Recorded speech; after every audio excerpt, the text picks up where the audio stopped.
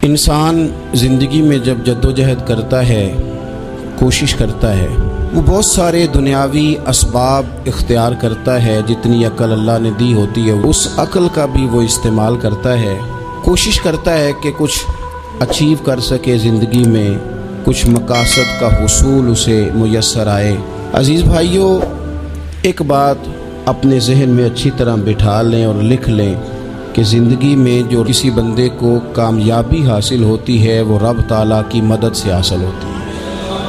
اگر رب تعالیٰ مددگار ہو تو پھر کوئی چیز بھی رستے میں رکاوٹ نہیں بنتی، اور اگر مالک کریم کو منظور نہ ہو تو انسان بہترین سیاستدان ہو، اچھا ایڈمنسٹریٹر ہو، اس کا ذہن بڑی وسعت رکھتا ہو، بڑی اچھی پلاننگ کرنا جانتا ہو، سارا کچھ ہو، تو بندہ ناکام ہو جاتا ہے۔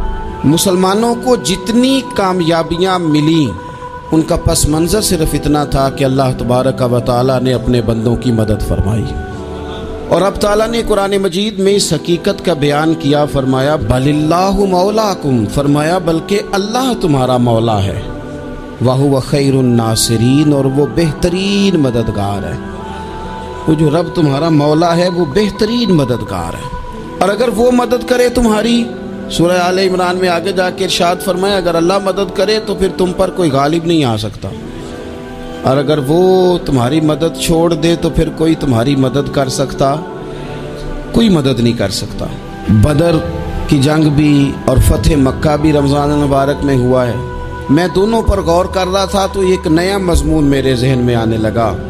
بدر کی جو جنگ ہے اس میں بھی ایک عجیب انقلاب آیا ہے کہ 313 نے 1000 سے مقابلہ کیا، اور جن 1000 سے مقابلہ کیا وہ اسلحے سے لیس تھے، اور یہ جو 313 ہیں ان کے پاس 6 زرہیں، 8 تلواریں، چند گھوڑے، لیکن اللہ نے کامیابی دی تو خود رب نے بیان کیا کس طرح دی، فرمایا وَلَقَدْ نَصَرَكُمُ اللَّهُ بِبَدْرٍ وَأَنْتُمْ أَذِلَّةٌ۔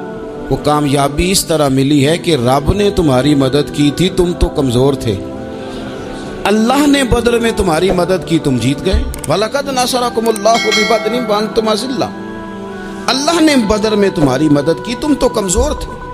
پھر فتح مکہ نصیب ہوئی تو اس میں بھی بہترین منصوبہ بندی نبی پاک علیہ السلام نے فرمائی، بہترین حکمت عملی حضور نے اپنائی، لیکن ہمیں جو اللہ رسول نے بات سمجھائی وہ کیا ہے؟ اذا جاء نصر اللہ والفتح، فرمایا جب اللہ کی مدد آئی اور فتح نصیب ہو گئی۔ یہ اللہ نے مدد فرمائی تمہاری، یہاں بھی فتح مکہ بھی اللہ کی مدد سے، جنگ بدر بھی اللہ کی مدد سے۔ وہ جو مدد ہے اللہ تعالیٰ کی، جب وہ ہم یہ کرتے ہیں کہ ہم اپنی ساری زندگی سیاست کی نظر کر دیں، ہماری سیاست صرف ملک میں نہیں ہوتی، ہماری سیاست خاندان میں بھی ہوتی ہے، ہم گھر کے اندر بھی سیاست کرتے ہیں، ہم کسی خاص طریقے سے لوگوں کو اپنے پیچھے چلانا چاہتے ہیں، ہم ایک خاص اسلوب اختیار کرتے ہیں کہ لوگ ہمارے پیچھے چلیں۔ اس کا نقصان ہمیں یہ ہوتا ہے کہ سیاست جو ہوتی ہے یہ شطرنج کے ہیر پھیر کی طرح ہوتی ہے، تو اس کے راز بڑی جلدی کھلنے لگ جاتے ہیں، پتہ چل جاتا ہے کہ بندہ مخلص نہیں تھا، سیاست کر رہا تھا، طریقے سلیقے سے اس نے جوڑ کے رکھا ہوا تھا۔ ہم ہر جگہ سیاست کے بل بوتے پر چیزوں کو لے کے چلنا چاہتے ہیں، سیاستیں ناکام ہو جاتی ہیں، سیانے لوگ فیل ہو جاتے ہیں، بچتا صرف وہی ہے جس کے پیچھے رب تعالیٰ کی مدد شامل حال ہوتی ہے۔ اپنی زندگی کے اندر ہم جو کچھ بھی کر رہے ہیں، جس شعبے سے بھی ہمارا تعلق ہے، آج ہم نے اس بات پہ غور کرنا ہے کہ پہلے تو یہ غور کر لیں کہ جو کام ہم کر رہے ہیں کیا وہ کام ایسا ہے کہ اس میں اللہ کی مدد ہمیں ملے گی؟ اگر آپ کوئی معاذ اللہ ناجائز کام کر رہے ہیں، فعل حرام کا ارتکاب کر رہے ہیں، تو اس میں تو مدد الہی آئے گی نہیں۔ پہلے تو یہ دیکھیں جو کر رہے ہیں وہ کام مدد الہی والا ہے، اور اگر اللہ تعالیٰ کی مدد والا وہ کام ہے پھر اس پر غور کریں کہ کیا ہم نے مالک سے مدد کا سوال کیا ہے، ہمیں مدد میسر آ رہی ہے۔ وہ میں نے بزرگوں سے ایک بات سنی تھی، وہ بڑی یاد رہ گئی۔ وہ فرمایا کرتے تھے قابلیت بھی بڑی چیز ہے لیکن قبولیت سب سے بڑی چیز ہے۔ قابل ہونا بھی بڑی بات ہے لیکن زیادہ بڑی بات یہ ہے کہ اس کی بارگاہ میں قبول بھی ہے کہ نہیں۔ اپنی زندگی میں اللہ کی مدد کی طرف بڑھیں، मालिक की मदद का हुसूल इख्तियार करने की कोशिश करें, अल्लाह के साथ अपने आप को जोड़े। अगर अल्लाह की मदद नसीब हो, ये जो हम जितना डरते रहते हैं, सहमे रहते हैं, परेशान रहते हैं, कोई क्या कर देगा, हमारे यहाँ ना हर शोबे में माज़अल्लाह एक माफिया है, इल्ला माशाअल्लाह। वो माफिया कहता है मेरे साथ मिलोगे तो मैं चलने दूंगा, वरना मैं नहीं चलने दूंगा। मार्केट में आ ही नहीं सकता फलाना बंदा, क्योंकि यहाँ हमारा कब्जा है। और मेरे भाई, फिर बहुत सारे लोग जिनकी नीयतें और इरादे बड़े अच्छे होते हैं शुरू में, वो भी उस माफिया का शिकार हो जाते हैं और उनके रंग में रंग जाते हैं। याद रखना, किसी शख्स की ब्लैकमेलिंग का कभी शिकार ना होना, कभी किसी की मीठी और मुसज्जा मुकफ़ा बातों का शिकार ना होना। कोई क्या कर सकता है अगर अल्लाह मददगार हो तो? जिसको रब करीम उठाना चाहे उसे कोई गिरा सकता है? हम ये डरे डरे सहमे सहमे परेशान परेशान फैसला करने की ताकत नहीं, मुझे चलना चाहिए कि नहीं, उठना चाहिए कि नहीं, करना चाहिए। उठ बांध कमर क्यों डरता है? फिर देखो खुदा क्या करता है। हज़रत अब्दुल्ला इब्न अब्बास फरमाते हैं, मेरे नबी पाक अलैहिस्सलाम ने मेरी तरबियत फरमाई, हुजूर ने मेरी तरबियत फरमाई, और महबूब पाक अलैहिस्सलाम ने फरमाया, अब्दुल्ला याद रखना, ये नौजवान दोस्त मेरी बात लिख लें, परेशान लोग मेरी बात लिख लें, जिनके पास कुव्वत फैसला नहीं वो इस बात को लिख लें। हज़रत अब्दुल्ला इब्न अब्बास फरमाते हैं, मेरे नबी पाक अलैहिस्सलाम ने मुझसे फरमाया था, अब्दुल्ला सुन, अगर सारी दुनिया मिल के तेरा कोई नफ़ा करना चाहे, कर नहीं सकती जब तक मेरे रब की रज़ा ना हो।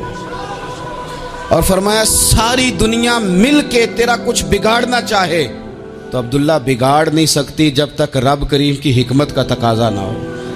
लोगों से डरना, लोगों की तरफ देखना, माहौल देख के अपने राह का तायुन करना, हर बंदे के ख्यालात के मुताबिक ढलने की कोशिश करना, फलाना ना नाराज हो जाए, फलाना ना नाराज हो जाए, वो जिसने होना हो जाए, बस रब रसूल नाराज ना हो। अपनी जिंदगी में अपने मालिक को मौला जान के, बलिल्लाहु मौलाकुम, अल्लाह तुम्हारा मौला है, वहुवा खैरुन नासिरीन, वो बेहतरीन मददगार है। तवज्जो जब भी करें रब की जानिब करें, अपने दिल का किबला दुरुस्त रखें, सोचों के जाविये सीधे रखें। मेरे भाई, मालिक जब बंदोबस्त कर दे ना, जब मालिक बंदोबस्त कर दे, फिर ऐसा बंदोबस्त करता है कि लोगों के पास ना चारा नहीं रहता। हज़रत मरियम रज़ियल्लाहु ताला अन्हा पाकबाज थी, मस्जिद में रही थी, पर मालिक की हिकमत के तकाजे बड़े अजीब है ना। फिर जनाब मरियम को अल्लाह ताला ने बग़ैर शौहर के औलाद अता कर दी। ये बात ही ऐसी थी, वो किसी ने कहा था कि मखलूक तो फनकार है इस दर्जा के पल भर में, संगे दरे काबा से भी असनाम तराशे, तुम कौन हो क्या चीज़ है दागे कबाबी। लोगों ने तो मरियम पे भी इल्ज़ाम तराशे। तो लोगों ने कहा किधर से ले आई बच्चा, तेरा बाप तो ऐसा नहीं था, कहां से ले आई?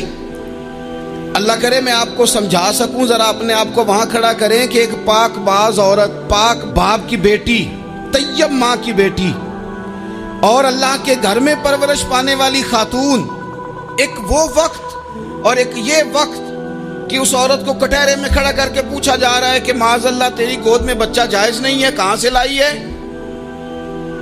अब खुद से सफाइयां बंदा कितनी को दे, कितनी को वजाहतें करे।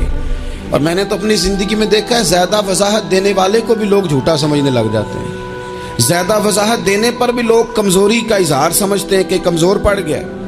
आप सुलह की कोशिश करते हैं, सामने वाला बुज़दिल समझ लेता है।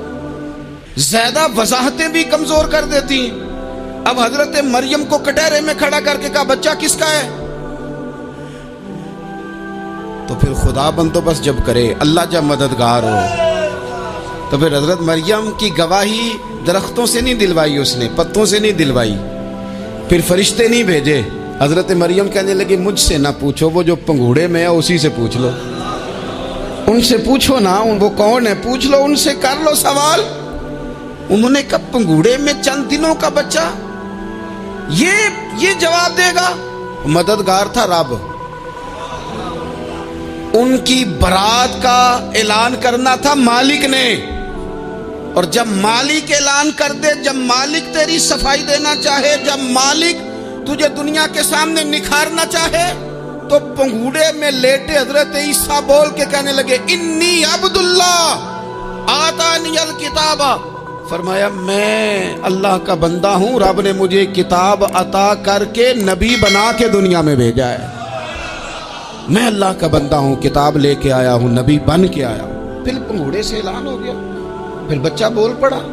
और ये एक दफा नहीं बात हुई, ये बनी इसराइल में एक जुरैज नाम के शख्स भी थे जो नमाज पढ़ रहे थे। बाज ने लिखा है नफल नमाज थी, अम्मा ने पुकारा तो आए नहीं, तो माँ के मुंह से निकल गया, तू इतनी देर तक मरेगा नहीं जब तक किसी बेहया औरत का मुंह ना देख ले। तो वो इबादत गुजार थे, लेकिन लोगों ने उनकी इबादत, रियाजत, परहेजगारी को नहीं देखा।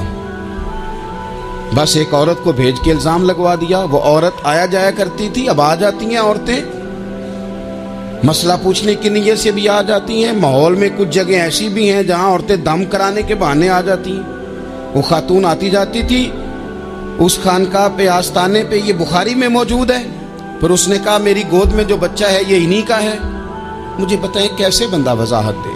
हालात खराब हो गए, लोग कुटिया जलाने लगे, माहौल और तरह का बन गया। मेरे नबी पाक अलैहिस्सलाम फरमाते हैं, फिर उस रब के बंदे ने कहा मालिक तू करीम है, तेरी मशीयत का तकाजा आया जो मेरी माँ ने जुमले बोले थे, पर अब मैं वजाहत देने के काबिल नहीं रहा, अब तू ही करम करेगा तो दरवाज़ा खुलेगा। तो वो चंद दिनों का बच्चा पंगूड़े में बोल के कहने लगा मैं इस दरवेश का नहीं, मैं तो फलाने चरवाहे का बच्चा हूँ, वो जो बकरियां चराता है। रब की मदद को पुकारें, अपने साथ अपने मालिक की मदद को शामिल करें, थोड़े रिस्क पर भी गुजारा अच्छा होने लग जाएगा। सारे लोग आपको गिराने की तदबीरें कर रहे होंगे और मालिक आपको इज्जतें अता फरमा देगा, उसकी बारगाह से हिकमत का तकाजा और हो जाएगा। हमने सारी जिंदगी लोगों को राजी करने में गुजार दी, सारी जिंदगी बुढ़ापा आ गया बच्चों को पालते, और बच्चों ने आखिरी उम्र में कह दिया अब्बा अगर कोई ढब का काम कर लेते तो आज हमारे दिन भी फिर न जाते। सारी जिंदगी गुजार दी बहन भाइयों को राजी करने में, सारी जिंदगी गुजार दी जिम्मेदारियां उठाने में। उनको 99 दफा दिया, एक दफा नहीं दिया तो उन्होंने कह दिया तूने तो कभी दिया ही नहीं, तू था ही नहीं। सारी जिंदगी मोहल्लेदारों, इलाके वालों को राजी करने में गुजार दी। और मैंने ऐसे लोग भी देखे दीन के लिए वक्त गुजारा, लेकिन जब बुढ़ापे में दांत काम ना करते थे तो वक्त के मुफ्तियों को भी मस्जिदों की कमेटियों ने कह दिया अब आपकी समझ नहीं आती, हमने खतीब को यौर रखना है, न देखो दुनिया की तरफ, दुनिया रुला देती है, न राजी करो बंदों को, बंदे थका देते हैं, न पीछे भागो हर वक्त दुनियादारों के, ये इंसान को कमज़ोर कर देते हैं। वो तो करीम ही बड़ा है, 2 आंसू ज़मीन पर बाद में गिरते हैं, बंदे के गुनाह सारे पहले माफ़ फरमा देता है। अल्लाह की मदद का हुसूल, अपने मालिक की मदद की तरफ बढ़ना, आपको बदर की जंग भी यही दरस देगी, आपको ओहद का मैदान भी यही सबक देगा, फतेह मक्का भी यही सबक देगा। मेरे दोस्तों, जब रब मदद फरमाए, जब अल्लाह मददगार बने। दोस्तों से एक बात अक्सर करता हूँ, मैं कहता हूँ कि जितने दर्द से आप अमीर को अपनी कहानी सुनाते हैं ना, और जिस तरह आपके आंसू बात करने से पहले गिर जाते हैं कि गरीब हैं, बच्चियां हैं, कारोबार नहीं, ओ मेरे संगियो, इससे आधे आंसू अपने रब की बारगाह में बखेरो, उसके हुजूर अर्ज गुजार हो जाओ, उससे तलब करो। एक वक्त इंसान पर जिंदगी में ऐसा आता है कि उसे यूं महसूस होता है कि मेरा साया भी जरा सा पीछे हट गया है, उसे यूं लगता है कि मैं किसी सहारे पे हाथ डालता हूं तो वो भाग जाता है मुझसे। लेकिन मालिक की बारगाह ऐसी अजीम बारगाह है, रब रसूल के आस्ताने इतने बड़े हैं कि आप जब वहां कशकोले तलब दराज करते हैं तो झोली फैलाने में देर लगती है, उनको भरने में तो कोई देर नहीं लगती। हमने अपना सोच का किबला ही दुनिया को बना लिया है। ये जो अल्लाह वालों की मदद है ये तो है नहीं, अल्लाह ही की मदद है। लेकिन ये जो सेठों की तरफ तवज्जो करना, नवाबों की तरफ तवज्जो करना, दुनियादारों की तरफ तवज्जो करना और अपना मिजाज इस तरह का बना लेना, यारो गर्दन को झुका देता है खैरात का पत्थर, जहां में मांगने वालों के सर कभी ऊंचे नहीं होते। اور اقبال کہتے ہیں غیرت ہے بڑی چیز جہان تگ و دو میں، پہناتی ہے یہ فقر کو تاج سردارا۔ میں عرض کروں گا کہ اپنی آپ جب توجہ کا قبلہ اللہ رسول کو بنائیں گے تو رب فرماتے ہیں وَيَرْزُقْهُ مِنْ حَيْثُ لَا يَحْتَسِبُ، میں نہ تجھے وہاں سے رزق دوں گا جہاں سے کبھی تیرا گمان بھی نہیں کیا ہوگا کہ یہاں سے بھی مل سکتا ہے، تو نے سوچا بھی نہیں ہوگا۔ بخاری شریف میں حدیث ہے، حضرت جابر ابن عبداللہ فرماتے ہیں نبی پاک صلی اللہ علیہ وسلم نے 300 لوگوں کا ایک لشکر روانہ کیا کسی مہم کے لیے، کسی جہاد کے لیے۔ حضرت ابو عبیدہ بن جراح رضی اللہ تعالیٰ عنہ امیر لشکر تھے۔ فرماتے ہیں غربت اتنی زیادہ تھی، بھوک اتنی زیادہ تھی کہ ایک ایک کھجور دن میں ایک وقت کھانے کو ملتی تھی، اور کچھ دن ایسے آئے کہ اب کھجور بھی نہیں مل رہی۔ فرماتے ہیں اتنی زیادہ بھوک لگی مجاہدین کو 300 بندہ پتے کھا کے گزارا ہونے لگے۔ یہ بخاری میں موجود ہے۔ آپ فرماتے ہیں کہ دریا کے کنارے ہمارا پڑاؤ تھا، ٹھہراؤ تھا، جب بھوک سے نڈھال ہو گئے نا وَيَرْزُقْهُ مِنْ حَيْثُ لَا يَحْتَسِبُ، اللہ وہاں سے روزی دیتا ہے، گمان بھی نہیں ہوتا۔ فرماتے ہیں ایک مچھلی اللہ تعالیٰ نے دریا کے کنارے بھیجی، فرماتے ہیں وہ تھی تو مچھلی پر پہاڑ جتنی تھی۔ بخاری میں لفظ ہیں، حضرت جابر ابن عبداللہ رضی اللہ تعالیٰ عنہ فرماتے ہیں 300 آدمی 18 دن تک اس مچھلی کو کھاتے رہے، مچھلی ختم ہی نہیں ہوئی۔ مچھلیاں نہیں، مچھلی کہتے ہیں 18 دن 300 بندہ کھاتا رہا، مچھلی ختم ہی نہیں ہوئی۔ اور فرماتے ہیں کہ اس کی ہڈی نکال کے، کانٹا کہیں گے آپ اپنی زبان میں، کہتے ہیں وہ نکال کے نا تو اس کو کھڑا کیا نا جب، تو اونٹ کجاوے سمیت اس کے بیچ سے گزر جاتا تھا، 2 اس کے کانٹے جوڑے۔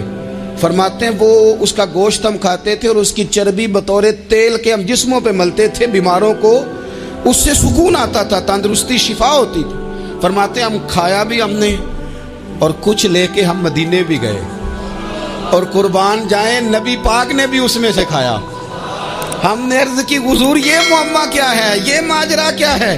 تو محبوب نے فرمایا تمہارے پاس غذا نہیں تھی، رب نے تمہارے لیے بندوبست کیا ہے، اللہ نے تمہیں دیا ہے۔ مکان شروع کر لیا، ایک صاحب نے وہ مکان بنانے لگے، آپ وہ حساب لگا رہے ہیں، کہتے ہیں میرے پاس اتنے پیسے ہیں، اتنے میں نے فلانے دوست سے کہنا ہے اس نے دے دینے، اتنے فلانے رشتہ دار سے کہنا ہے اس نے دے دینے، اتنے فلانے سے کہنا ہے اس نے دے دینے۔ یہ ساری کاپی بنا کے مکان شروع کر لیا۔ جو روز کہتا تھا نا کوئی حکم ہو جاتے 10 سب سے پہلے اس کو کہا میاں پیسے چاہیے دن، وہ کہندا ہو کل ہی منڈا ٹوریا ہے، کہتے تو پرسوں 10 داتے لب جانے سن۔ میں آپ کو اپنے تجربے کی بات بتا رہا ہوں۔ جن لوگوں کا خیال ہوتا ہے نا کہ آپ سٹارٹ کریں فلانا کام، ہم آپ کے ساتھ ہیں، اللہ کا ہی کوئی نظام ہے، وہ بالکل بھی نہیں ساتھ ہوتے۔ لیکن ایسا نہیں ہے کہ کوئی ساتھ نہیں ہوتا، اللہ تعالیٰ بڑے اسباب پیدا کرتا ہے، وہاں سے دیتا ہے جہاں سے گمان بھی۔ ہمارا یہ ذہن بن جاتا ہے ہم ساری اپنے حساب سے چلتے ہیں، اتنے رشتہ داروں سے، اتنے کون آپ کے ساتھ چلے گا، سوال ہی نہیں پیدا ہوتا۔ یہ سارے کام چھوڑ کے سب سے پہلے 2 رکعتیں پڑھو، اپنے رب کی بارگاہ میں، رسول کائنات کی بارگاہ میں گزارشات اور استغاثے پیش کرو، وہاں سے خیر طلب کرو۔ دنیا دار کیا دیں گے، کیا دے سکتے ہیں، کیا حیثیت ہوتی ہے کسی، اللہ کہتا ہے وہاں سے دوں گا۔ تو جو اللہ مال دے وہ لینا چاہیے کہ رشتہ داروں کا مال دیکھنا چاہیے؟ جو اللہ دے وہ لینا چاہیے کہ سیٹھوں نوابوں کی جیبیں دیکھنی چاہیے؟ جو اللہ دے وہ قبول کرنا چاہیے یا دیکھنا چاہیے کون سا آدمی کہاں پہنچ گیا؟ چھوڑو، اپنی مٹی پہ چلنے کا سلیقہ سیکھو۔ کسی کے سنگ مرمر پہ چلو گے تو پھسل جاؤ گے، پھسل جاؤ۔ اس پر ایک اور بات عرض کر دوں، صحیح بخاری سے، مسلم سے ایک اور بات۔ کچھ چیزیں ایسی ہیں جن سے اللہ کی مدد آتی ہے، مدد ملتی ہے۔ ایک چیز ان میں سے ایسی ہے جس سے بہت مدد نازل ہوتی ہے، وہ ہے کہ جب رب آپ کو دے نا تو پھر آپ بھی اس کے رستے میں دیں، پھر مدد آتی ہے، پھر اور آتا ہے۔ بخاری مسلم میں حدیث ہے، یہ زیادہ ہی توجہ طلب امر ہے، اس پر آپ غور کریں گے۔ حضرت ابو ہریرہ فرماتے ہیں کہ نبی پاک علیہ السلام نے فرمایا ایک شخص نے بادلوں کے اندر سے آواز سنی کہ فلاں آدمی کا کھیت اور باغ خشک ہو گیا ہے، وہاں برسو اور اس کے کھیت کو سیراب کرو۔ وہ بڑا حیران ہوا کہ بادل سے آواز آ رہی۔ پھر اس نے دیکھا کہ ایک پہاڑی پر بارش ہوئی، وہ بادل وہاں برسا، پھر نالیوں سے ہوتا ہوا پانی ایک طرف چلا تو جس نے آواز سنی تھی حضور بیان کر رہے ہیں، وہ بھی پیچھے پیچھے چلا کہ پانی کدھر جا رہا ہے۔ اس نے جا کے دیکھا کہ ایک مقام پہ ایک باغ کو وہ پانی لگ رہا ہے اور ایک آدمی وہ پانی لگا رہا ہے۔ اس نے اس سے پوچھا تیرا نام کیا ہے؟ اس نے کہا کیوں؟ کہنے لگا بتا نا۔ اس نے نام بتایا تو کہنے لگا یہی تو وہ نام ہے جو میں نے بادلوں کے اندر سے سنا ہے کہ فلاں کے کھیت کو پانی دے دو۔ اس نے کہا یار تو کیا عمل کرتا ہے کہ اسپیشل تیرے لیے بارش برسے؟ یہ بخاری پڑھ رہا ہوں، سیاستہ سے حدیث عرض کر رہا ہوں۔ اس سے پوچھا تو کیا کام کرتا ہے کہ جناب اللہ تبارک و تعالیٰ کا حکم کرم آیا کہ خاص تیرے لیے پانی برسے اور تیرے کھیت کو سیراب کرے؟ تو اس نے کہا چھوٹا ذمہ دار ہوں، پر جب فصل اگتی ہے تو 3 حصے کرتا ہوں۔ ایک حصہ اپنے بال بچوں پہ، بہن بھائیوں پہ خرچ کرتا ہوں، ایک حصہ پورا، اور ایک حصہ دوبارہ کاشتکاری پہ لگاتا ہوں، اور تیسرا حصہ خالص میں نے مسکینوں، یتیموں اور غریبوں کے لیے رکھا ہوا ہے۔ وہ جو تیسرا حصہ اللہ کرے آپ سمجھیں، وہ رب کے بندوں پہ تیسرا حصہ خرچ کرتا ہے نا، تو کریم مالک نے فرمایا جہاں سے غریب کا حصہ جاتا ہے وہ کھیت خشک نہیں رہنا چاہیے، وہ جہاں سے مسکین روٹی کھاتے ہیں وہ خشک نہ رہے، جہاں سے یتیموں کو کچھ آتا ہے کہیں اس کی فصل رہ نہ جائے۔ میں اور آپ بھی اگر اپنے مال میں مسکینوں، یتیموں، غریبوں کے حصے رکھ لیں گے تو فصلیں خشک نہیں رہیں گی، ان کے اندر تازگی آئے گی، نور آئے گا، کرم آئے گا، خاص کر خدا کی رحمت برسے گی۔ مدد اللہ سے چاہیں، اپنی توجہات کا مرکز رب رسول کی ذات کو بنائیں، پھر آپ محسوس کریں گے کہ بڑی جلدی اللہ تعالیٰ کی مدد آنے لگی ہے۔ کبھی آپ صرف کہہ دیں نا میرا رب میرے ساتھ ہے، اس لفظ میں اتنی طاقت ہے کہ دشمن ویسے زہر ہو جاتا ہے۔ زندگی میں کسی سے بھی لڑائی ہو، اچھی طرح سوچ لیں کہ اللہ اس طرف ہے یا اس طرف ہے۔ اگر آپ زیادتی پہ ہیں تو پھر رب مظلوم کی جانب ہے۔ اگر اللہ کی مدد آپ کے ساتھ ہے تو دنیا کی کوئی طاقت آپ کو گرا نہیں سکتی، اور اگر آپ مظلوم کے مقابلے میں ظالم بن کے آپ کھڑے ہو گئے ہیں اور آپ نے رویہ وہ اختیار کیا ہے کہ جس میں مدد نہیں آئے گی، تو پھر یاد رکھ لیں کہ آپ کوئی بھی ہیں، کہاں بھی ہیں، آپ کمزور ہیں۔ طاقتور تھے ابتدائے اسلام میں، ظاہری طاقت تھی کفار مکہ کے پاس، وہ ڈنڈوں سے مارتے تھے غریبوں کو، ان کے ہاتھوں میں ڈنڈے تھے، پر خدائی طاقت ان مظلوموں کے ساتھ تھی۔ صاحب زرقانی نے لکھا ہے حضرت زنیرہ رضی اللہ تعالیٰ عنہ ایک لونڈی ہیں، غریب ہیں، ماڑے دا کی کام محمد نس جانا یا رونا، غریب سادی بی بی اور لونڈی کنیزہ، ایک مشرک کی کنیزہ تھی، انہوں نے کلمہ پڑھ لیا، وہ ڈنڈوں سے مارتا، دروں سے مارتا، تکلیف دیتا۔ حضرت زنیرہ رضی اللہ تعالیٰ عنہ کو اتنا مارا، اتنا مارا۔ اب آپ ایک اور پہلو پر بھی غور کریں، مار بھی پڑ رہی ہے پر خدا ادھر ہی ہے، اللہ کی مدد ادھر ہی ہے۔ رب کہتا ہے کہ پہلے تو صبر کرنا، ان اللہ مع الصابرین، تو صبر کرے گا تو پھر رب کی معیت ملے گی، ذرا ٹھہرنا، تو تھوڑا ڈٹنا۔ ان الذین قالوا ربنا اللہ ثم استقاموا تتنزل علیہم الملائکہ، تو کہے اللہ میرا رب ہے، پھر تو پہلے ڈٹ، پہلے تو نے ڈٹنا ہے۔ ثم استقاموا، جو ڈٹ گیا، تتنزل علیہم الملائکہ، ڈٹنے والے کے لیے مدد آتی، پہلے تھوڑا ٹھہرنا پڑتا ہے، پہلے تھوڑا صبر کرنا پڑتا ہے، حوصلہ کرنا پڑتا، اس کے بعد مدد آتی۔ مار پڑ رہی ہے، مارا جا رہا ہے حضرت زنیرہ کو، ان کا مالک جو ہے ظاہری آقا وہ مار رہا ہے، یہ کنیزہ ہے، اتنا مارا، اتنا مارا، ان کی بینائی چلی گئی، نظر آنا بند ہو گیا۔ ابو جہل آیا اور کہنے لگا زنیرہ دیکھا نا ہمارے بت تیری آنکھیں لے گئے، معاذ اللہ، لات و منات ہمارے بتوں نے تجھے اندھا کر دیا۔ اب ایسا نہیں ہے کہ بی بی روتی جا رہی ہے، روتی جا رہی ہے، مایوسی مایوسی، معاذ اللہ، پریشانی، غریبی بڑی ہے، پوچھنے والا کوئی نہیں، یہ باتیں نہیں۔ کیا جملے ہیں خاتون کے، کیا لفظ ہیں۔ ابو جہل نے تنزیہ کہا، معاذ اللہ، کہنے لگا دیکھا نا ہمارے بتوں نے تجھے اندھا کر دیا۔ تو جناب زنیرہ آنکھوں کی بینائی گئی ہے، رات کو گئی ہے، دکھ ابھی تازہ ہے، لیکن اللہ پہ جو توکل ہے، اپنے مالک سے جو رشتہ ہے، وہ اتنا مضبوط ہے، اتنا طاقتور ہے، اس میں اتنی گہرائی ہے کہ حضرت زنیرہ بول کے نا اتنی قوت سے بولی، اتنی طاقت سے بولی کہ پورے کفر پر لرزہ طاری ہو گیا۔ فرمانے لگی تمہارے بتوں کی کیا اوقات ہے کہ وہ میری بینائی لے جائیں؟ یہ میری رب کی حکمت کا تقاضا ہے۔ جب تک اس نے چاہا زنیرہ دیکھتی رہی، اور جب اس نے چاہا زنیرہ کی آنکھوں کی بینائی چلی گئی، اور اگر وہ چاہے گا نا تو بینائی واپس بھی کر دے گا۔ اگر ہو ذوق یقین پیدا تو کٹ جاتی ہیں زنجیریں، اگر وہ چاہے گا تو بینائی آ بھی جائے گی۔ حضرت زنیرہ نے رات کو یہ لفظ کہے، ابو جہل اور سارے کفار ڈر کے سن کے چلے گئے، آپ اطمینان سے آ کے بستر پہ سوئی۔ جب سویرے اٹھی تو اللہ نے آنکھوں کی روشنی واپس کر دی تھی۔ آنکھوں کی اب چھڑی پکڑی ہے، بازاروں میں گھومتی ہے، کہتے ہیں بلاؤ کدھر ہے تمہارے لات و منات، دیکھو میرے رب نے روشنی واپس کر دی۔ آ کر میرے ساتھ ادھر آ، ستمگر ہنر آزمائیں، تو تیر آزما ہم جگر آزمائیں۔ بیمار لوگوں یاد رکھو، کہہ دیا ڈاکٹر نے کہ تو بڑا بیمار ہے، تو بڑا کمزور ہے، یہ ہو گیا وہ ہو گیا، تو ڈاکٹر اپنے علم کے مطابق بات کر رہا ہے، ہوگا تو وہ جو میرا رب چاہے گا۔ کمزور ہو جانا، پریشان ہو جانا، تکلیف میں آ جانا، پتہ نہیں بات ہو گئی ہے تو جانے کیا ہو جائے گا۔ اپنی زندگی کے اندر اپنے رب سے رشتہ مضبوط کریں، رسول کائنات سے رشتہ مضبوط کریں، اللہ والوں سے رشتہ مضبوط کریں۔ حضرت زنیرہ نے پیغام دیا کہ زندگی میں جو جینا چاہتے ہیں تو وہ رب کا نام لے کے جی سکتے ہیں، جو اپنی زندگی میں خوشیاں دیکھنا چاہتے ہیں تو رسول اللہ کے نام پر خوشیاں دیکھی جا سکتی ہیں۔ توکل کی بنیاد پر بندہ خوشیاں لے سکتا ہے، اور اگر انسان میں توکل نہیں ہے تو پھر وہ اس کالے جادو سے بھی ڈر رہا ہے، وہ نیلے سے بھی ڈر رہا ہے، وہ پیلے سے بھی ڈر رہا ہے، وہ فلانے سے بھی ڈر رہا ہے، وہ میرے خلاف فلانا رشتہ دار سازش کر رہا ہے تو ڈر رہا ہے، فلانا میرے بارے میں یہ کر رہا ہے تو ڈر رہا ہے، وہ پتہ نہیں دنیا ادھر ہو جائے گی تو کیا ہو جائے گا، اٹھ باندھ کمر کیوں ڈرتا ہے، پھر دیکھ خدا کیا کرتا ہے۔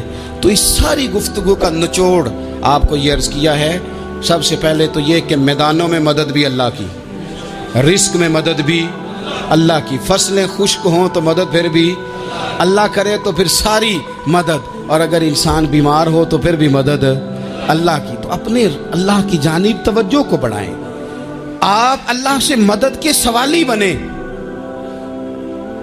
ترمذی کی ایک حدیث ہے، میں آپ کو زندگی کا تجربہ بتاتا ہوں کہ جب میں بڑا پریشان ہوتا ہوں تو یہ والی روایت کھول لیتا ہوں، مزہ دیتی ہے۔ میرے نبی پاک علیہ السلام نے فرمایا اپنے دکھ سیٹھوں نوابوں کو نہ کہنا، مالداروں کا نہ کہنا، ورنہ اللہ تمہیں کبھی غنی نہیں کرے گا۔